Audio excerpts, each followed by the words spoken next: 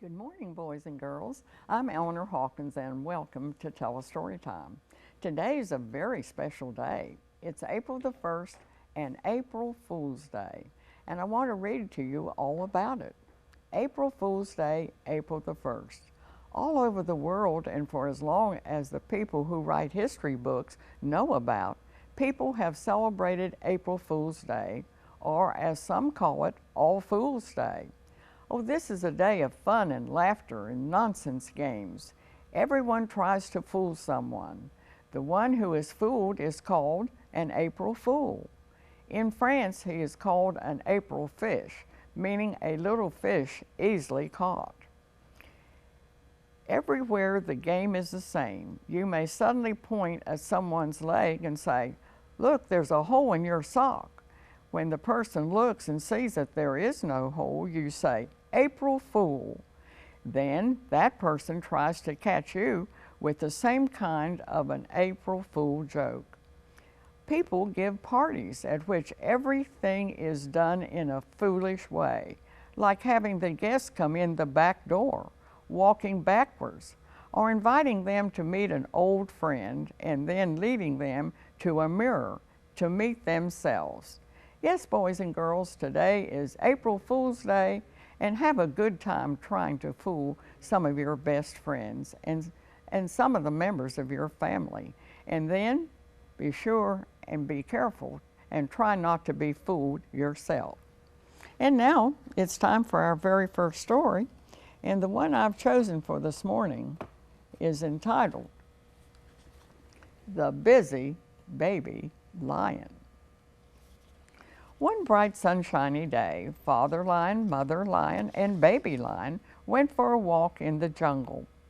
As they strolled, they saw the tiger family, Father Tiger, Mother Tiger, and Baby Tiger, all showing off their beautiful shiny stripes. Baby Lion looked at Baby Tiger from nose tip to tail tip, and then looked at himself, or as much as he could see of himself. "Oh, I wish I had beautiful stripes too," he sighed.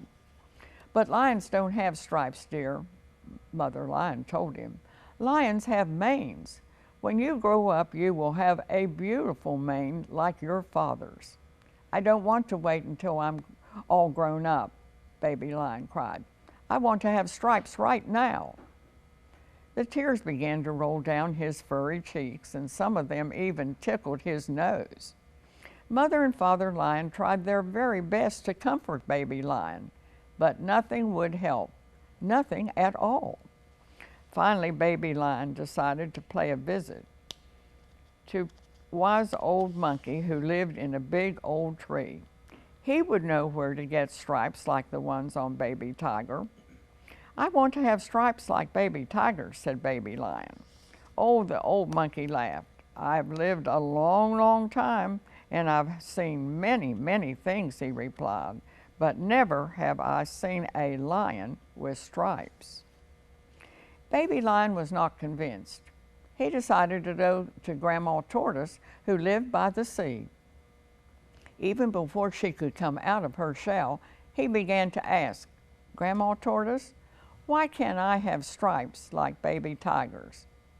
"My son," she said as she lifted her head, "I have heard many, many stories these last 100 years, but never, never before have I heard of a lion with stripes." But Baby Lion was very disappointed. He tried to think of someone to visit who had seen many things. He thought of the most colorful friend he had, Rococo the parrot. "Rococo," he said, admiring the beautiful bird's feathers, "I want to have stripes like the tiger's." "Oh, you silly lion," answered Rococo. "You think that because I have beautiful colors, I can give you my secret? I have these beautiful colors because I am what I am, just as a tiger has stripes and a lion has a royal mane. Only people think of making paints and colors to change things. Forget about the stripes and go home." Sadly, Baby Lion wondered what to do next. Even his good friend Rococo had refused to help him. But wait, Rococo had mentioned paints. Why couldn't he go to the village where people lived and borrow paint to paint stripes on his back just like baby Tiger's? The only trouble was that baby Lion had been told never, never to go to the village. Father and Mother Lion had often warned him that men capture lions and put them in cages for people to see. But even this thought did not stop baby Lion. He ran as fast as he could to the village. As he ran through the streets, he passed many empty houses. One lady saw him as he went by and began to scream. Baby Lion stopped in front of the first store he saw, and then he went in.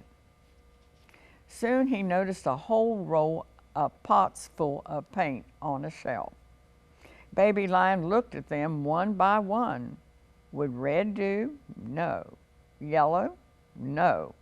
But then he saw what he was looking for, a glossy black paint which matched the color of baby Tiger's stripes. At that same moment, he heard men's voices outside. Oh, perhaps the hunters were coming to get him.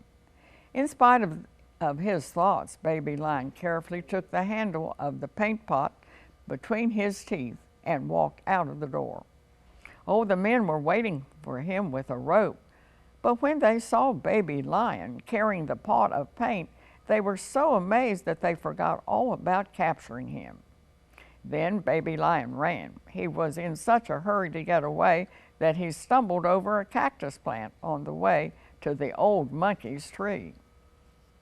Look, look, cried baby Lion. Here's paint to make stripes on me just like baby Tiger's. Now it took a very long time to paint on all the stripes, but the old monkey did a good job. Baby Lion couldn't help wiggling a little. It was hard to stand still so long. But how surprised his parents would be. Oh, how elegant they would think he was, and how his friends would admire him. Soon baby Lion was ready to go home. On his way, he passed the cave where the tigers lived. Mother Tiger looked out and exclaimed, "What kind of an animal is that?" Baby Tiger came out of the cave to see. "Oh, isn't that just baby Lion with stripes on his back?" he asked. "It is, the copycat." The echo echoed in the jungle and came back, "Copycat." The giraffes lowered their necks to ask, "Baby Lion, when are you going to copy our spots too?" The birds warbled, "Why don't you put a feather on your head to look like us?" The zebra said to baby Tiger, "Do you think you are the only one who has stripes?" And the leopard scolded the giraffe, saying, "Do you think you're the only one who has spots?" The animals then began to quarrel among themselves, and the whole jungle echoed with the commotion, when suddenly a curious rhinoceros asked, "Now where did baby Lion ever find those stripes?" "Well, he got them in the village," said the old monkey. The animals looked at each other, amazed, and then they looked at baby Lion with admiration. They realized that baby Lion had gone to the very place where the hunters lived, and no one had ever come back from there before. "You went to the village?" exclaimed Father Lion, who had come running up during the quarrel. "You went to the village?" cried Mother Lion, hugging him tightly. She looked at him again and then smiled with pride. "Oh, look," she said, "why, your mane has begun to grow." The young lion, for he was no longer a baby lion anymore, held his head high. "Hooray, hooray for the young lion!" The animals all cheered. Then Father Lion, Mother Lion, and the young lion went home. There would be plenty of time the next day to wash off the useless stripes. Young Lion was very proud. The mane, which now tickled his neck, made him very glad that he was a lion. And that is the story of the busy baby lion. And now stay tuned, and we'll be back in just a moment to read from our big Do You Know book. Please stay tuned.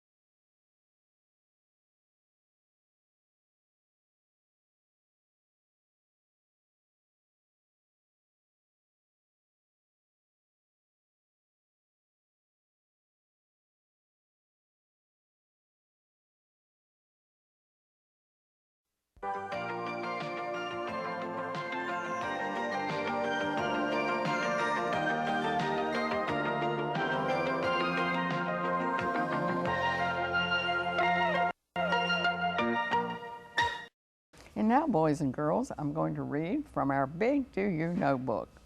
Do you know all about April Fool's Day? Do you know April Fool's Day is always on April the 1st today? Do you know that April Fool's Day is celebrated on April the 1st in the United States and all around the world? Do you know April Fool's Day is also called All Fool's Day? Do you know April Fool's Day is not officially recognized as a holiday, but many people celebrate the day by pranking or pulling practical jokes on their friends? Do you know April Fool's Day is celebrated in different ways throughout the world? It is unknown exactly how the tradition really started. Do you know some cultures see April Fool's Day as the first day of spring, celebrating merriment and feasting? Do you know that children and adults in Italy and Belgium traditionally tack paper fishes on each other's back as a trick and shout, "April fish"? Do you know it can be fun to observe this old tradition of April Fool's Day by playing jokes on your friends? And so today, try playing a joke on your best friends and somebody in your family. And be careful, don't let them April Fool you back, but have a good time. Boys and girls, be sure and visit your public library. Any of the libraries in the Craven, Pamlico, Carteret Regional Library System. Check out some very good books on your very own library card. And now stay tuned, and we'll be back with another story in just a moment.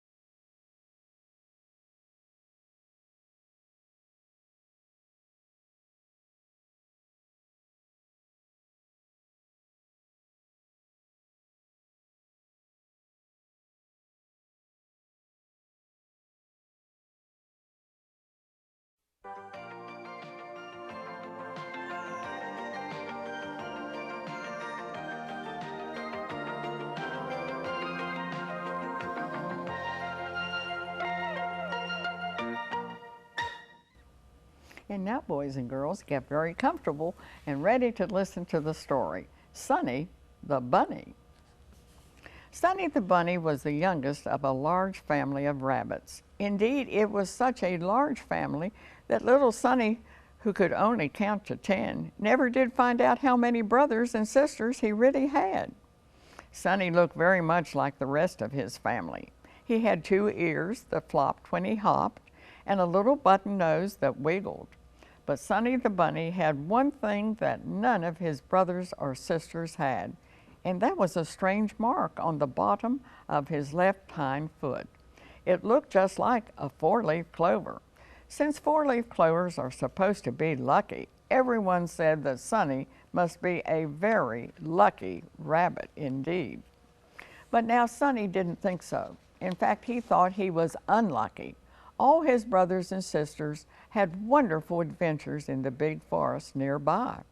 But Sonny had to stay at home because he was the youngest.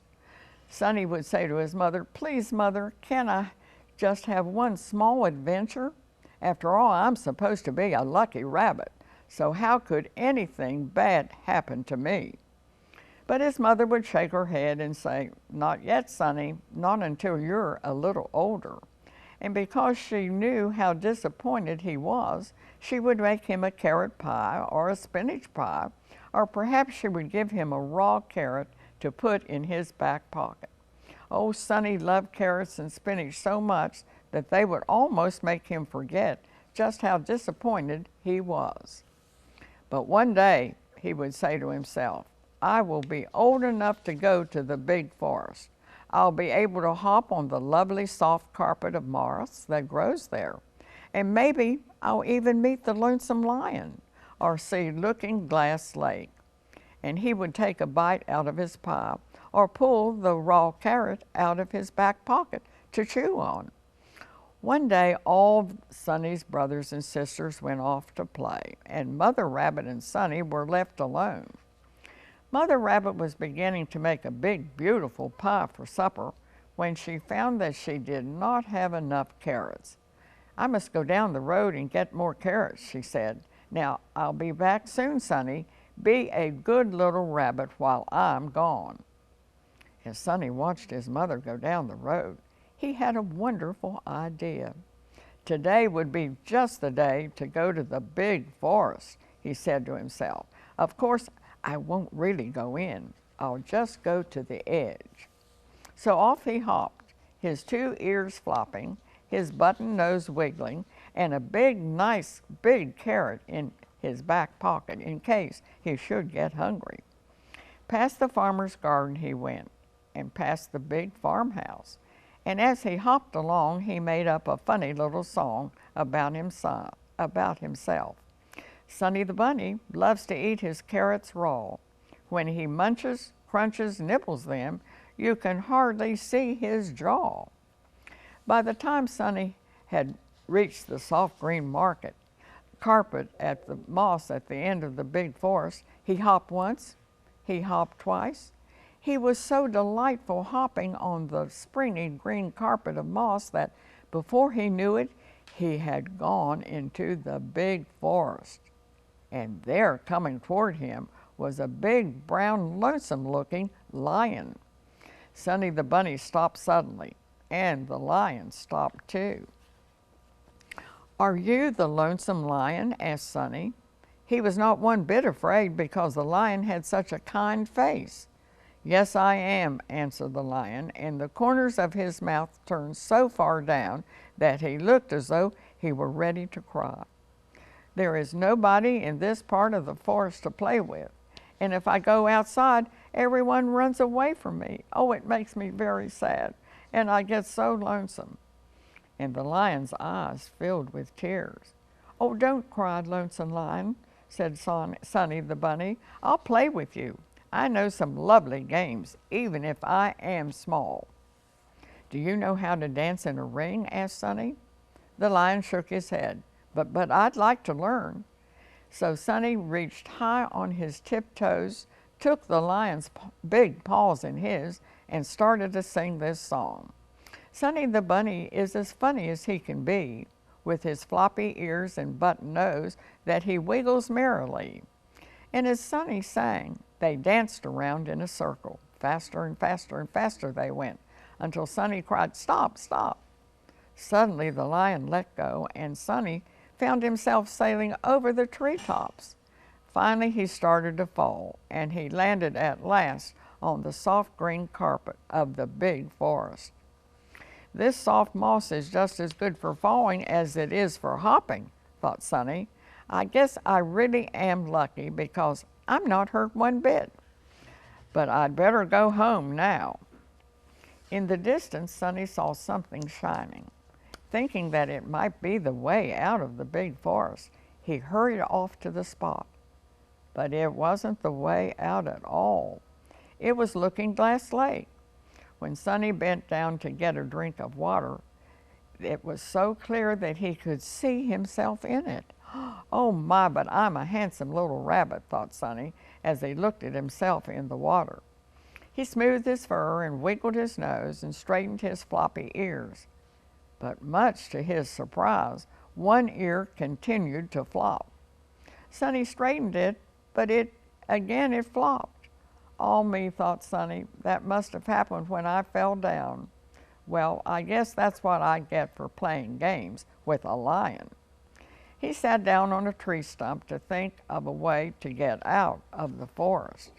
He reached into his back pocket and pulled out the carrot.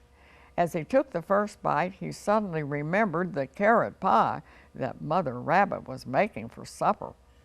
"Oh, it's so dark in this forest. It may be long past supper time," he sighed. He took another bite of carrot, and a big rabbit tear rolled down his cheek. "Suppose I never do find my way out of the forest. Maybe I'll never see the lonesome lion again, and then I'll be all alone. Oh dear, oh me my." Sonny sat there on the stump, crying and chewing until he had finished the whole carrot. He looked around him, trying to decide just what to do next, when suddenly the forest seemed much lighter. "Well, that must be because I ate the carrot," exclaimed Sonny.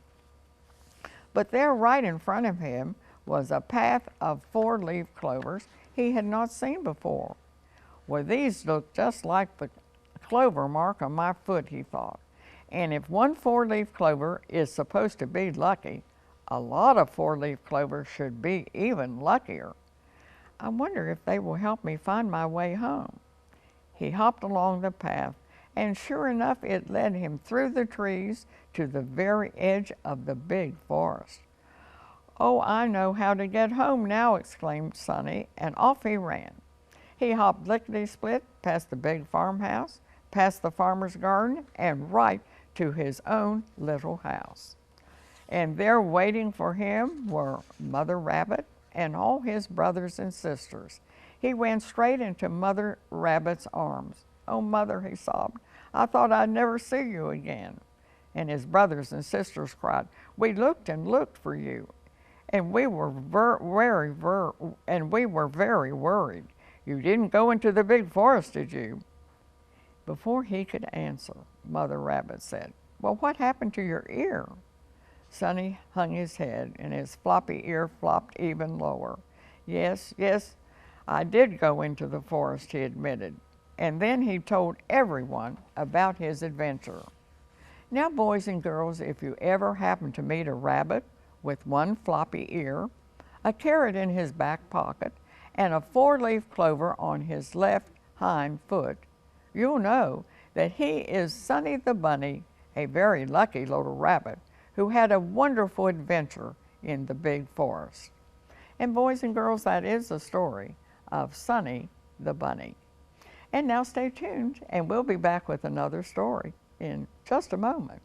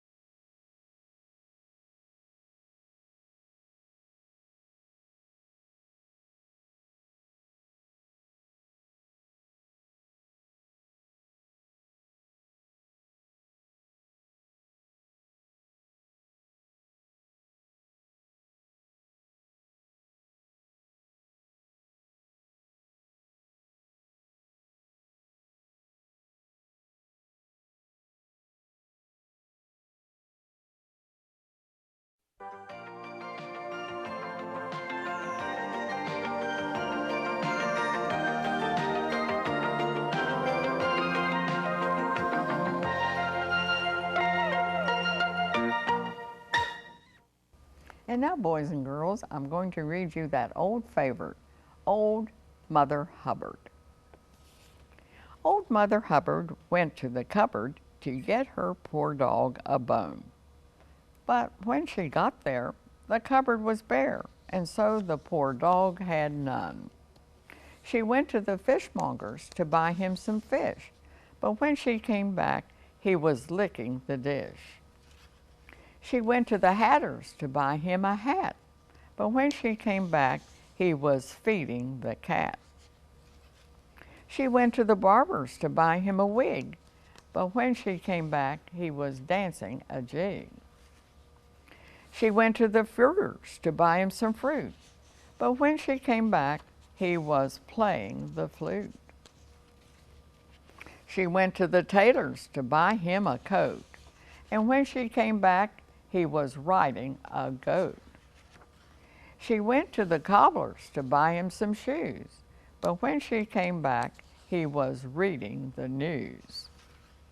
She went to the seamstress to buy some linen, but when she came back, the dog was a-spinning. She went to the hosier's to buy him some hose, and when she came back, he was dressed in his clothes. The dame made a curtsy, the dog made a bow. The dame said, "Your servant." The dog said, "Bow wow." And that is the story of Old Mother Hubbard. Boys and girls, have a good time today on April Fool's Day, trying to fool your friends and trying not to be fooled. And so now I say it's time for us to close our book of stories for this morning, but we'll be back next Saturday morning. Until then, this is Eleanor Hawkins saying bye-bye for Telestory Time.